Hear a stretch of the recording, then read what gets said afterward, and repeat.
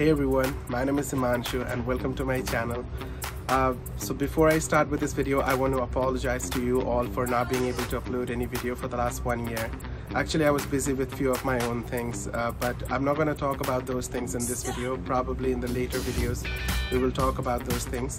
So today I have brought something for you and we're going to start talking about that. So let's start. Today I have brought a phrase, or you can say an adjective for you. The phrase is obsessed with someone or something. The meaning of this phrase is unable to stop thinking about something or someone, either because you are too much interested in it, you are too much crazy about it, or because it worries you a lot, it bothers you a lot.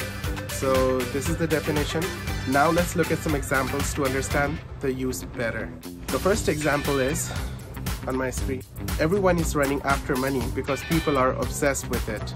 You know how in today's time, like, people are crazy about money. You can go on social media, you can check there. People can do anything to earn money, to make money nowadays. So next example is kids are obsessed with video games. They give no time to studies. You know nowadays the craze of PUBG and other mobile games. It's like going crazy. Everybody's crazy about these things. The third example sentence is she is obsessed with personal hygiene. It is impossible to put up with her anymore.